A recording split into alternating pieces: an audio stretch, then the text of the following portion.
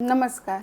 क्या हाल फिलहाल में आपके घर में कोई डिलीवरी हुई है, कोई बच्चा पैदा हुआ है या आपके अड़ोस पड़ोस में कोई बच्चा पैदा हुआ है? हम ऐसा क्यों पूछ रहे हैं? क्योंकि आज के इस वीडियो में हम बात करने वाले हैं कि नॉर्मल डिलीवरी के बाद क्या करें, क्या क्या सावधानियाँ रख करके हम जच्चा और बच्चा को यानी माँ और जो अभी अभी नवजात शिशु जन्म लिया है उसको सुरक्षित रख सकते हैं, उनको स्वस्थ रख सकते हैं।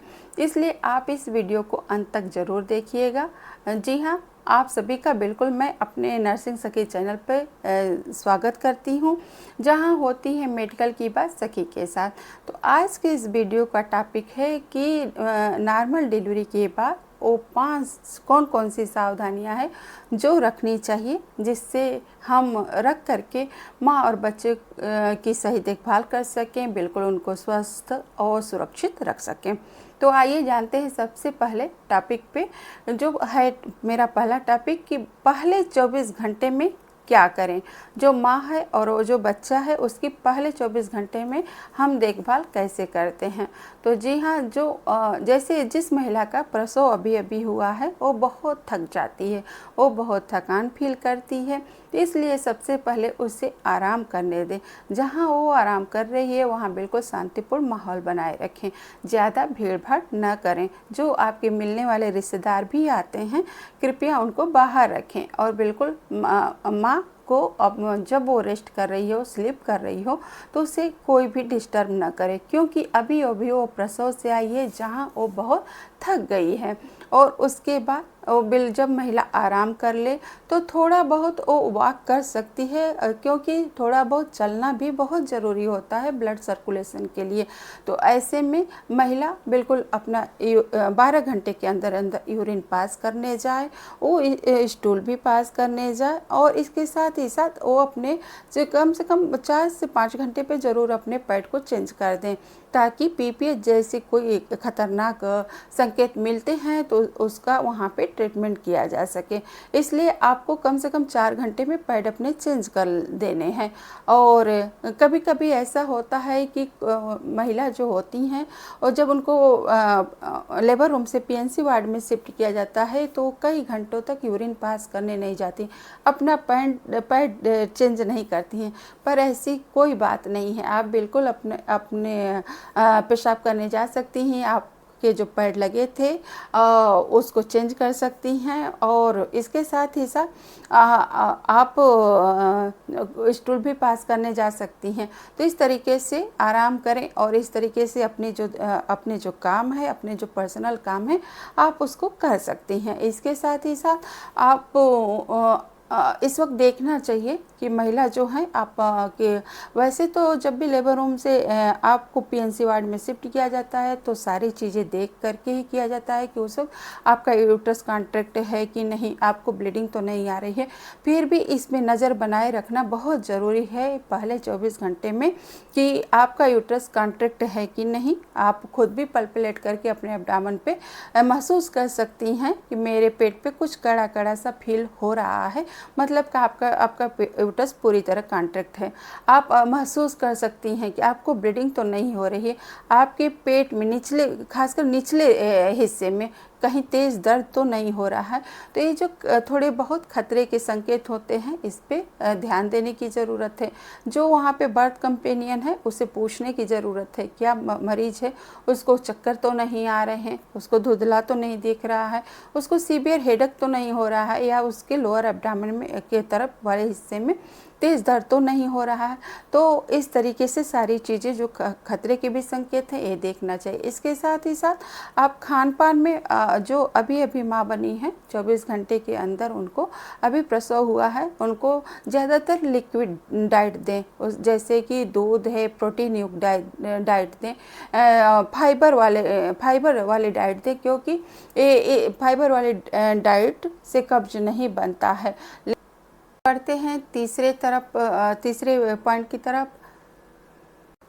जैसा मैंने कहा कि इस वक्त आप माँ को बिल्कुल लिक्विड डाइट दीजिए, जैसे कि दाल है, दूध है और कुछ मीठी चीज़ भी उनको खिलाना चाहिए, जैसे गुड़ है, क्योंकि कार्बोहाइड्रेट की बहुत ज़रूरत होती है। महिला प्रसव के बाद बिल्कुल थक जाती हैं। और इसके साथ ही हरी सब्जियां हैं, ये सब सारी चीज़ें, जैसे कोई हार्ड भोजन नहीं, सॉफ्ट भोजन हो, नरम भोजन हो, जो अच्छे से जिनका डाइजेशन हो सके। इसके साथ ही साथ कब्ज ना हो, इसके लिए हमें उनको जो होता है फाइबर युक्त भोजन देना चाहिए। इसके साथ ही साथ पानी पीने की कोई मनाही नहीं होती है, लेकिन इस वक्त थोड़ा सा हल्का गुनगुना पानी पिए तो बेहतर होगा। इसके साथ ही साथ जो महिला का पर्सनल हाइजीन है, जैसे मैंने कहा कि अगर आप अपने पैड चेंज कर सकती हैं, यूरिन पास कर सकती हैं। इसके साथ ही साथ अगर आपको टाका लगा है तो आपको वहाँ की अब साफ़ सफाई रखने का भी रखना भी चाहिए, वहाँ पे साफ़ सफाई रखनी होगी। पॉइंट की तरफ कि क्या सावधानियां बरतनी चाहिए, तो अब आती है बात नवजात की देखभाल।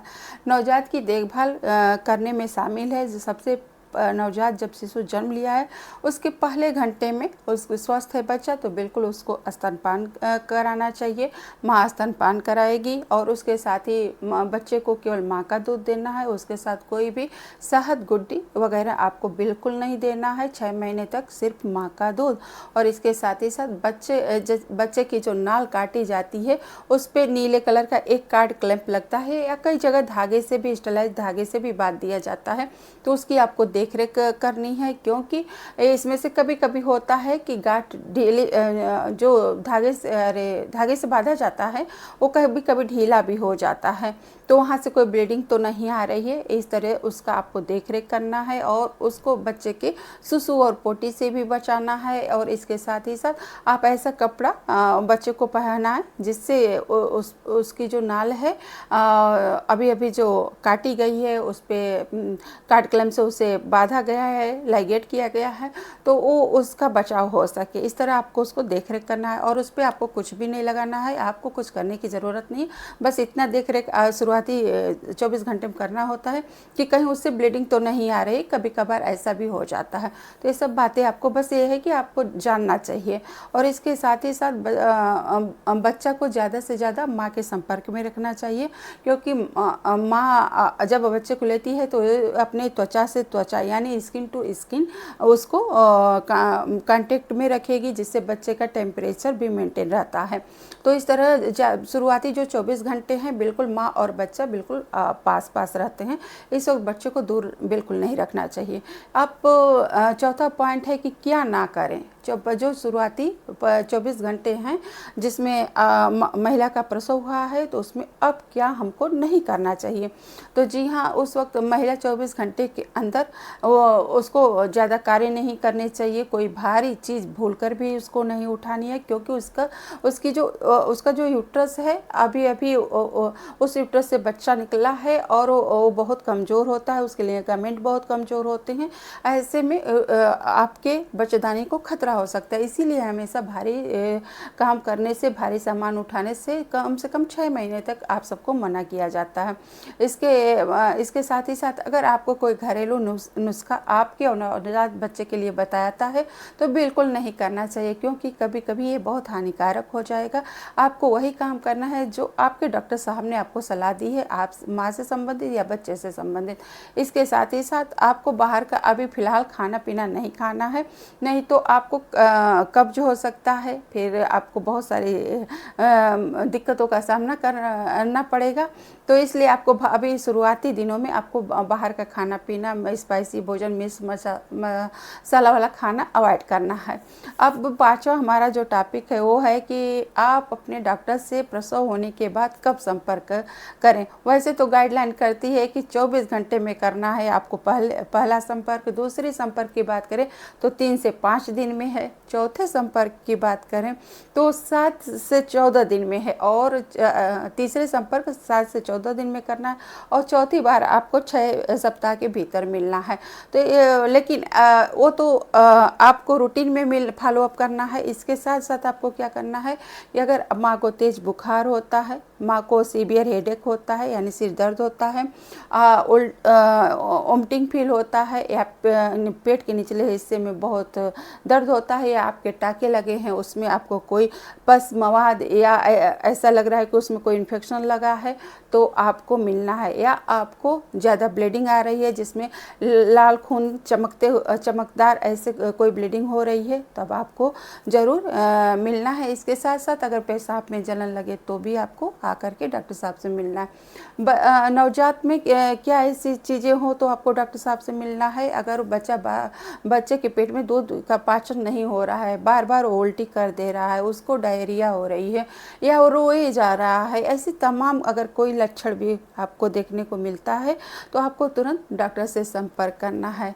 तो हम समझते हैं यह वीडियो आप सबके लिए उपयोगी होगी, और हाल फिलहाल में किसी न किसी की तो डिलीवरी हुई ही होगी, नहीं हुई है तो होने वाली होगी, लेकिन ये सबके जानने का विषय है कि कुछ बातों को आपको ज़रूर जानना चाहिए। इसके साथ ही साथ अगर आपको यह जानकारी थोड़ी भी उपयोगी लगे तो बिल्कुल हमारे वीडियो को आप सभी लोग लाइक करिएगा, नर्सिंग सखी चैनल को सब्सक्राइब करें, और इसके साथ ही साथ बेल आइकन को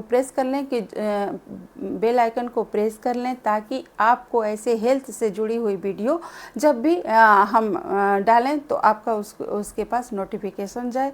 और इसके साथ साथ ही आप सभी का बहुत बहुत धन्यवाद। स्वस्थ रहें, सुरक्षित रहें, हम यही आशा करते हैं। Thank you very much.